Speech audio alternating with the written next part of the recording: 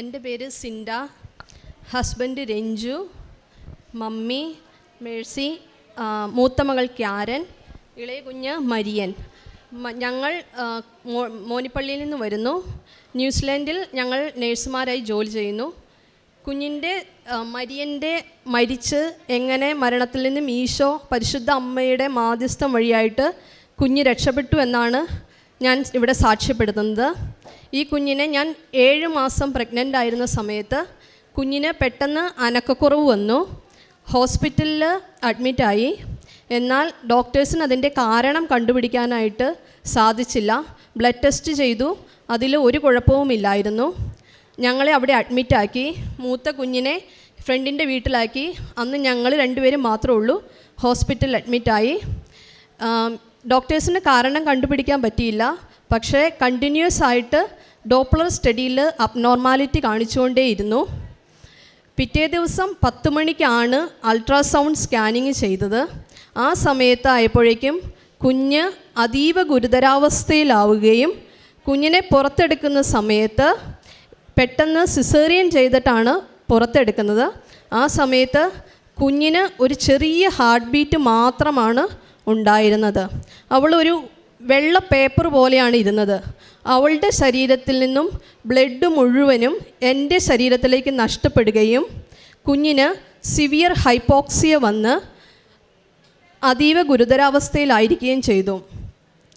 കുഞ്ഞിന് ബ്ലഡ് നഷ്ടപ്പെട്ടതിൻ്റെ ഫലമായിട്ട് ഹൈപ്പോക്സിയയുടെ ഭാഗമായിട്ട് സിവിയർ ബ്രെയിൻ ഡാമേജ് വന്നു. സിവിയർ ബ്രെയിൻ ഡാമേജിന് മാത്രമല്ല, കുഞ്ഞിനെ ഉടനെ തന്നെ പുറത്തെടുത്ത ഉടനെ വെൻറ്റിലേറ്ററിലേക്ക് മാറ്റി. വളരെയധികം കഷ്ടപ്പെട്ടിട്ടാണ് വെൻറ്റിലേറ്റ് ചെയ്തത്.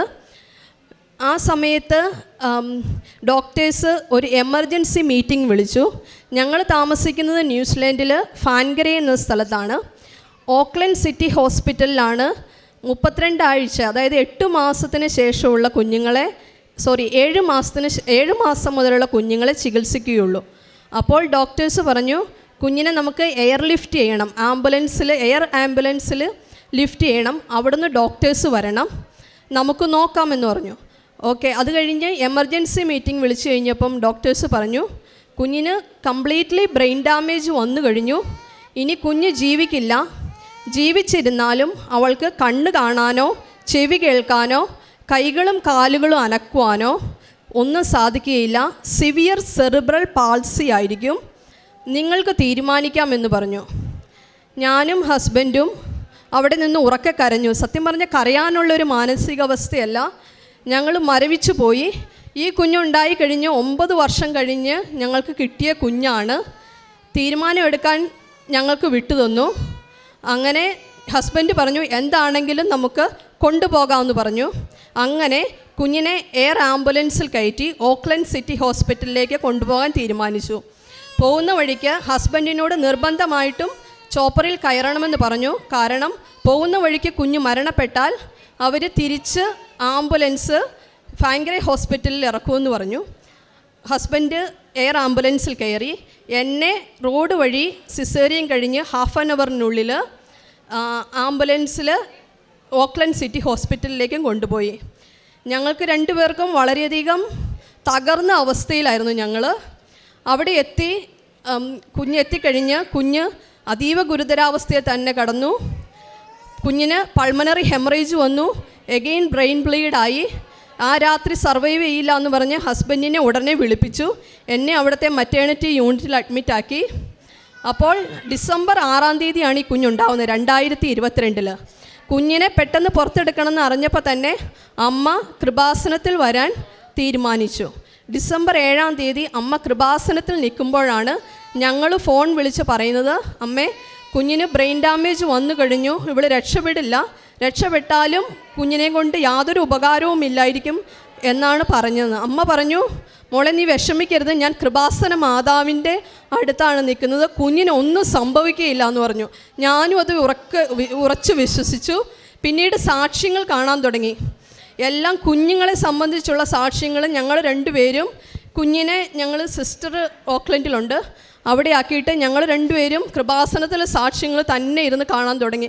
കുഞ്ഞുങ്ങളെ സംബന്ധിച്ചിട്ടുള്ള 1-2 സാക്ഷ്യങ്ങൾ വീണ്ടും വീണ്ടും റിപ്പീറ്റായിട്ട് കണ്ട് ഞങ്ങൾ ഈശോയ്ക്ക് വിട്ടുകൊടുത്ത് ഈശോയുടെ ഹിതം എന്താണോ അത് നടക്കട്ടെ എന്ന് തീരുമാനിച്ചു. വീണ്ടും ഡോക്ടേഴ്സ് ഞങ്ങൾക്ക് എമർജൻസി മീറ്റിംഗ് വിളിച്ചിട്ട് പറഞ്ഞു, വെൻറ്റിലേറ്റർ മാറ്റുന്നതാണ് നല്ലത്, ലെറ്റ് ഹെർ ഗോ. കാരണം അവൾ ജീവിച്ചിരുന്നിട്ട് നിങ്ങൾക്ക് കാര്യമില്ല. ഫ്രണ്ട്സ് എല്ലാം പറഞ്ഞു, നിങ്ങളുടെ ജീവിതം മാറും, നിങ്ങൾക്ക് പഴയതുപോലെ ഒരു ജീവിതം ഉണ്ടാവില്ല. എൻ്റെ മനസ്സിൽ 100 ചോദ്യങ്ങൾ വന്നു. വയ്യാത്തൊരു കുഞ്ഞിനെ ആയിട്ട് ഞാൻ എങ്ങനെ നാട്ടിൽ വരും? പക്ഷേ ദൈവത്തിൻ്റെ തിരുമുമ്പിൽ നിൽക്കാനായിട്ട് ഞങ്ങൾക്ക് സാധിക്കുകയില്ല. ഈ കുഞ്ഞിനെ ഞങ്ങൾ വേണ്ടാന്ന് പറഞ്ഞാൽ ഞങ്ങൾ തീരുമാനിച്ചു, ദൈവം ഈ കുഞ്ഞിനെ എങ്ങനെ തന്നാലും ഞങ്ങൾ ദൈവ തിരുസന്നതിയിൽ സ്വീകരിച്ചോളാന്ന് ദൈവനാമത്തിൽ ഞങ്ങൾ അവിടെ വെച്ച് തീരുമാനമെടുത്തു. ഡിസംബർ 7-ാം തീയതി അമ്മ ഇവിടുന്ന് ഉടമ്പടി എടുത്തു. ഡിസംബർ 14-ാം തീയതി ഞാൻ ന്യൂസിലൻഡിൽ നിന്ന് ഓൺലൈനായിട്ട് ഉടമ്പടി എടുത്തു. ഉടമ്പടി എടുത്ത ശേഷം പെട്ടെന്ന് കുഞ്ഞിൻ്റെ കാര്യത്തിൽ അത്ഭുതകരമായ വ്യത്യാസങ്ങൾ വന്നു. ഡിസംബർ 15-ാം തീയതി വെൻറ്റിലേറ്ററിലായിരുന്ന കുഞ്ഞിനെ വെൻറ്റിലേറ്ററിൽ നിന്ന് അടുത്ത ദിവസം തന്നെ മാറ്റി. ഡോക്ടേഴ്സ് പറഞ്ഞു 24 മണിക്കൂറിൽ കൂടുതൽ അവൾ വെൻറ്റിലേറ്ററിൽ നിന്ന് മാറ്റിയാലും അവൾക്ക് സർവൈവ് ചെയ്യാൻ പറ്റില്ല. കാരണം അവൾക്ക് ലങ്സ് എക്സ്പാൻഡ് ചെയ്യാനുള്ള മരുന്ന് പോലും എടുക്കാനുള്ള സമയം കിട്ടിയില്ല. അത്രയ്ക്ക് എമർജൻസി ആയിട്ടാണ് സിസേറിയൻ ചെയ്ത് അവളെ പുറത്തെടുത്തത്. പക്ഷേ കുഞ്ഞ് പിന്നെ വെൻറ്റിലേറ്ററിലേക്ക് തിരിച്ചു പോയില്ല. കുഞ്ഞ് 1 ml പോലും ഫീഡ് ടോളറേറ്റ് ചെയ്യത്തില്ലായിരുന്നു. എപ്പോഴും ഗ്രീനിഷ് ആസ്പിറേഷൻ ആയിരുന്നു. പാല് ട്യൂബ് വഴിയാണ് കൊടുക്കുന്നത് അന്നേരം വന്നുകൊണ്ടിരുന്നത്. അതിന് കാരണം വയറിലെ ടിഷ്യൂസ് ഫുള്ള് നെക്രോട്ടൈസ്ഡായി നശിച്ചു പോയി എന്നാണ് ഡോക്ടേഴ്സ് പറഞ്ഞിരുന്നത്. ഉടമ്പടി എടുത്തതിൻ്റെ പിറ്റേ ദിവസം മുതൽ 1 ml പാല് വെച്ച് കൊച്ച് ടോളറേറ്റ് ചെയ്യാൻ തുടങ്ങി. സ്പീച്ച് ലാംഗ്വേജ് തെറാപ്പിസ്റ്റ് അസസ് ചെയ്തിട്ട് പറഞ്ഞു, കുഞ്ഞിന് സക്കിങ് റിഫ്ലെക്സോ സ്വോളോയിങ് റിഫ്ലെക്സോ കാണത്തില്ല, കുഞ്ഞ് പാല് കുടിക്കാനേ പോകുന്നില്ല, ട്യൂബ് ഫീഡിംഗ് ആയിട്ട് നിങ്ങൾ കുഞ്ഞിനെയും കൊണ്ട് വീട്ടിൽ പോകണം, അതിനുശേഷം എങ്ങനെയെങ്കിലും നമുക്ക് ഫീഡിങ് ശരിയാക്കി എടുക്കാമെന്ന് പറഞ്ഞു. ഞാനും ഹസ്ബൻഡും വളരെയധികം സങ്കടപ്പെട്ട് ഉറക്കെ കരഞ്ഞ് പ്രാർത്ഥിക്കാൻ തുടങ്ങി. എന്നാൽ ഫസ്റ്റ് ബോട്ടിൽ പാല് തന്നെ കുഞ്ഞിന് കൊടുത്തപ്പോൾ കുഞ്ഞ് യാതൊരു ചോക്കിങ്ങോ ഒരു ബുദ്ധിമുട്ടും കൂടാതെ ഫുൾ ബോട്ടിൽ പാല് കുടിച്ചു. അതുപോലെ തന്നെ ഉടമ്പടി നിബന്ധനകൾ ഞങ്ങൾ വെളുപ്പിന് 3 മണിക്ക് എഴുന്നേക്കും. ആദ്യമേ തന്നെ കൃപാസനത്തിലെ പ്രത്യക്ഷീകരണ പ്രാർത്ഥന ചെല്ലും, കരുണക്കൊന്ത ചെല്ലും, കൊന്ത ചെല്ലും. അതിനുശേഷം ഓക്ലൻഡ് സിറ്റി ഹോസ്പിറ്റലിൻ്റെ അടുത്തുള്ള സെൻറ്റ് പാട്രിക്സ് കത്തീഡ്രലിൽ പോയി കുർബാന കാണും. അതിനുശേഷം കുഞ്ഞിൻ്റെ അടുത്ത് വന്നിരുന്ന് വചനം പറഞ്ഞ് പ്രാർത്ഥിക്കും. ബഹുമാനപ്പെട്ട ജോസഫ് അച്ഛൻ പറഞ്ഞ പോലെ വിശ്വാസ പ്രമാണം ചൊല്ലാൻ തുടങ്ങി. കുഞ്ഞിൻ്റെ കൈകളിലും കാലുകളിലും ശിരസിലും പാദങ്ങളിലും എല്ലാം കൈവച്ച് ഞങ്ങൾ ഉറക്കെ വിശ്വാസ പ്രമാണം ചൊല്ലും, കൊന്ത ചെല്ലും. അതിനുശേഷം ഇവിടുത്തെ ഒരു സാക്ഷ്യങ്ങളിലെല്ലാം മാതാവിൻ്റെ കാശുരൂപം വെച്ച് പ്രാർത്ഥിച്ചാൽ അത്ഭുതങ്ങൾ നടക്കുമെന്ന് ഞങ്ങൾ സാക്ഷ്യങ്ങളിലൂടെ കേട്ടു. അങ്ങനെ ചെയ്താൽ എൻ്റെ കുഞ്ഞിന് രക്ഷപ്പെടുമെന്ന് എനിക്ക് 100% മനസ്സിൽ വിശ്വാസമായി. പക്ഷേ ഞങ്ങൾക്ക് ആ ഹോസ്പിറ്റലിൽ ആര് കാശുരൂപം തരാനാ? വെഞ്ചരിച്ച ഒരു കുഞ്ഞ് മെഡൽ കിട്ടിയാൽ മതി. അങ്ങനെ ഞാൻ അമ്മയോട് വീട്ടിൽ വിളിച്ച് പറഞ്ഞു, അമ്മ എനിക്കൊരു കാശുരൂപം അയച്ചു തരാമോ? ഇവിടുത്തെ ഈ കാശുരൂപം വെച്ച് പ്രാർത്ഥിച്ചാൽ എൻ്റെ കുഞ്ഞ് രക്ഷപ്പെടുമെന്ന്. എന്നാൽ അത്ഭുതം എന്ന് പറയട്ടെ, പിറ്റേ ദിവസം ഫാങ്കരയിൽ നിന്നും ഞങ്ങൾ താമസിക്കുന്ന സ്ഥലത്ത് നിന്ന് എൻ്റെ ഒരു ഫ്രണ്ട് ഞങ്ങളെ കാണാൻ വേണ്ടി വന്നു. ഞങ്ങൾ ആരെയും കാണാനുള്ള ഒരു മാനസികാവസ്ഥയിലല്ല, ആരോടും സംസാരിക്കുന്നില്ല, കുഞ്ഞിൻ്റെ അടുത്ത് തന്നെയാണ് ഫുൾ ടൈം പ്രാർത്ഥനയായിട്ട്. ആ സമയത്ത് അവൾ വന്ന ഉടനെ തന്നെ കൃപാസന മാതാവിൻ്റെ ഒരു കുഞ്ഞു മെഡൽ, എൻ്റെ കയ്യിൽ ഒരു കൊന്ത മാത്രമുള്ള ആ കൊന്തയിലേക്ക് അവൾ എനിക്കൊരു മെഡൽ ഇട്ട് തോന്നി. എനിക്ക് വിശ്വസിക്കാൻ പറ്റിയില്ല. കൃപാസന മാതാവ് സഞ്ചാരി മാതാവായിട്ട് ഈ കുഞ്ഞിൻ്റെ അടുത്ത് വന്നു എന്ന്. അതിനുശേഷം ആ മെഡൽ വെച്ച് ഇവളുടെ ശിരസിലും കൈകളിലും കാലുകളിലും എല്ലാം വെച്ച് ഞങ്ങൾ പ്രാർത്ഥിക്കാൻ തുടങ്ങി. അതുപോലെ തന്നെ അമ്മ ജനുവരി 1 എമർജൻസി വിസയിട്ട് ഞങ്ങളെ ഹെൽപ്പ് ചെയ്യാനായിട്ട് ഓക്ലൻഡിന് വന്നു. അമ്മ ഡിസംബർ 7-ാം തീയതി ഉടമ്പടി എടുത്തായിരുന്നു.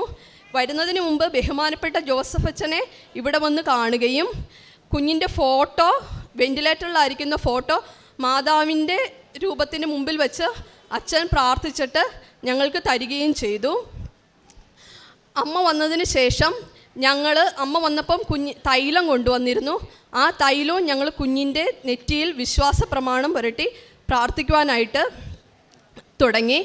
അതിനുശേഷം ഈ കുഞ്ഞിന് ഇതുകൂടാതെ ഒത്തിരിയേറെ കോംപ്ലിക്കേഷൻസ് ജനന സമയത്തുണ്ടായിരുന്നു.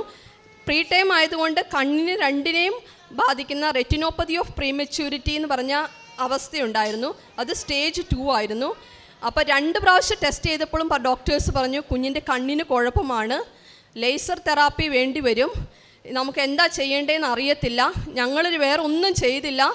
പ്രത്യക്ഷീകരണ പ്രാർത്ഥന ചൊല്ലി, കൊന്ത ചൊല്ലി, കുഞ്ഞിൻ്റെ അടുത്ത് പോയി തൈലം പുരട്ടി, കണ്ണിൽ തൈലം പുരട്ടി വിശ്വാസ പ്രമാണം പ്രാർത്ഥിച്ചു. 3-ാമത്തെ പ്രാവശ്യം കുഞ്ഞ് ഡിസ്ചാർജ് ആവുന്നതിന് മുമ്പ് ടെസ്റ്റ് ചെയ്ത് കഴിഞ്ഞപ്പോൾ കുഞ്ഞിൻ്റെ കണ്ണിൻ്റെ അവസ്ഥ കംപ്ലീറ്റ്ലി സുഖപ്പെട്ടുവെന്ന് ഡോക്ടേഴ്സ് പറഞ്ഞു. വീണ്ടും കുഞ്ഞിന് പേറ്റന്റ് ഡക്ടസ് ആർട്ടീരിയോസിസ് എന്ന ഹാർട്ട് കണ്ടീഷൻ ഡയഗ്നോസ് ചെയ്തു. കുഞ്ഞുങ്ങൾ ജനിച്ച ഉടനെ തന്നെ ഹാർട്ടിൻ്റെ വാൽവ് ക്ലോസ് ചെയ്യണം. ഇവൾ പ്രീ ടൈം ആയതുകൊണ്ട് ഇവളുടെ വാൽവ് ക്ലോസ് ആയില്ല. അപ്പം എപ്പോൾ ടെസ്റ്റ് ചെയ്താലും ഹാർട്ടിന് മർമറാണ്. അപ്പോൾ ഡോക്ടേഴ്സ് പറഞ്ഞു ഇത് മാറിയില്ലെങ്കിൽ നമുക്ക് ഫ്യൂച്ചറിൽ ഹാർട്ട് സർജറി ചെയ്യാം, 1-2 വയസ്സായതിനു ശേഷമാണ് ഇത് ചെയ്യാൻ പറ്റുള്ളൂ എന്ന്. ഞങ്ങൾ വിശ്വാസ പ്രമാണം ചൊല്ലി വീണ്ടും തൈലം പുരട്ടി, കുഞ്ഞിൻ്റെ നെഞ്ചിൽ തൈലം പുരട്ടി പ്രാർത്ഥിച്ചു. അതും കുഞ്ഞ് ഡിസ്ചാർജ് ആവുന്നതിന് മുമ്പ് ടെസ്റ്റ് ചെയ്ത് കഴിഞ്ഞപ്പം കുഞ്ഞിൻ്റെ ഹാർട്ടിൻ്റെ വാൽവ് ക്ലോഷർ ആവുകയും ഡോക്ടേഴ്സ് പറഞ്ഞു ഇനി ഒരു ട്രീറ്റ്മെൻറ്റിൻ്റെ ആവശ്യം ഇല്ല എന്ന് പറയുകയും ചെയ്തു.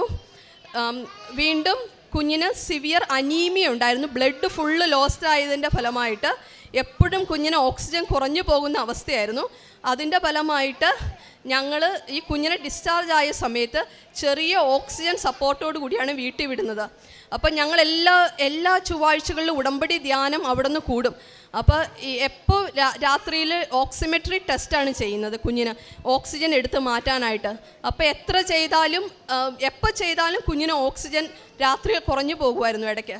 അപ്പോൾ ഒരു ദിവസം ഉടമ്പടി ധ്യാനം കൂടിയതിന് ശേഷം മാതാവിൻ്റെ അടുത്ത് പറഞ്ഞു, മാതാവേ ഇനി എൻ്റെ കുഞ്ഞിന് ഈ ഓക്സിജൻ്റെ ആവശ്യമില്ല, മാതാവ് എൻ്റെ കുഞ്ഞിന് ഇന്ന് രാത്രി തൊട്ടേ പറ്റുള്ളൂ, മാതാവ് ഈശോയോട് പറഞ്ഞ് എൻ്റെ കുഞ്ഞിന് സൗഖ്യം തരണമെന്ന് പറഞ്ഞ് ആ മെഷീനിലും കുഞ്ഞിൻ്റെയിലും ഞാൻ വിശുദ്ധ തൈലം പുരട്ടി പ്രാർത്ഥിച്ചു.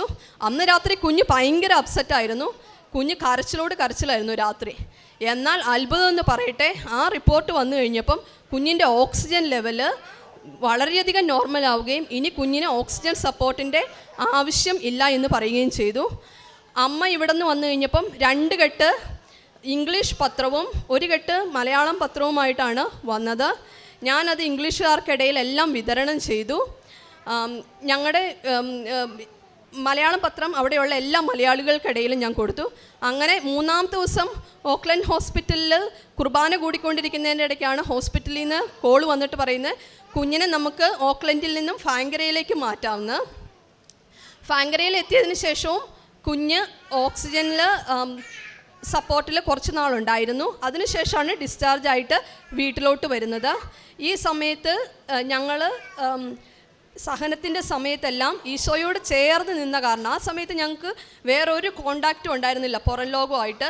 ഈശോയിൽ മാത്രം ആശ്രയിച്ച് കൃപാസനത്തിലെ സാക്ഷ്യങ്ങളും മാത്രം കേട്ട് ഞങ്ങൾ 2 മാസക്കാലം ജീവിച്ചു. ആ സമയത്ത് ലോകത്തിൻ്റെ വിവിധ ഭാഗങ്ങളിൽ നിന്ന് ഞങ്ങൾ അറിയാതെ പോലും ഒത്തിരി പേർ ഈ സഹനത്തിൻ്റെ സമയത്ത് ഇതേ സഹനങ്ങളിലൂടെ കടന്നുപോയ അനവധി പേര് ഞങ്ങളെ കോണ്ടാക്റ്റ് ചെയ്യുകയും അവരെങ്ങനെയാണ് ഈശോയിൽ ആശ്രയിച്ച് അവരുടെ കുഞ്ഞിന് അത്ഭുത സൗഖ്യം കിട്ടിയെന്ന് ഞങ്ങളോട് സാക്ഷ്യപ്പെടുത്തുകയും ചെയ്തു. അത് ഞങ്ങൾക്ക് വളരെയധികം പ്രചോദനമായിരുന്നു. ഞങ്ങളും ഉറച്ച് വിശ്വസിച്ചു ഈശോ കുഞ്ഞിന് സൗഖ്യം തരുമെന്ന്. അതുകൂടാതെ കുഞ്ഞിനെ ഞങ്ങൾ നാട്ടിൽ തിരിച്ച് ഡിസ്ചാർജായി ഫാങ്കര ചെന്ന് കഴിഞ്ഞപ്പം എല്ലാവർക്കും ഭയങ്കര അത്ഭുതം. അവിടുത്തെ നേഴ്സുമാർ ചോദിക്കുന്നു, ഡോക്ടേഴ്സ് ചോദിക്കുന്നു, നിങ്ങൾ ഈ കുഞ്ഞിന് വേണ്ടി എന്താണ് ചെയ്തത്? കാരണം ഇത്രയും ഒരു വേഴ്സായിട്ടുള്ള സിനാരിയോ അവർ കണ്ടിട്ടേയില്ല. ഞങ്ങൾ പറഞ്ഞു ഞങ്ങൾ കൊന്ത ചൊല്ലി പ്രാർത്ഥിക്കും കുഞ്ഞിന് വേണ്ടിയിട്ട്, കൃപാസനത്തിൽ ഉടമ്പടി എടുത്ത് ഞങ്ങൾ പ്രാർത്ഥിച്ചുവെന്ന്. അതിനുശേഷം ഇവിടെ നാട്ടിൽ കൊണ്ടുവന്ന് ഞങ്ങൾ കുഞ്ഞിനെ ഡെവലപ്മെൻറ്റൽ തെറാപ്പിസ്റ്റിനെ കാണിച്ചു. അവരെല്ലാവരും കുഞ്ഞിൻ്റെ വളർച്ച 11 മാസമാണ്. ആ വളർച്ചയ്ക്ക് എല്ലാ മൈൽ സ്റ്റോൺസും അവളുടെ നോർമലാണെന്ന് ഡോക്ടേഴ്സ് സർട്ടിഫൈ ചെയ്യുകയും ചെയ്തു.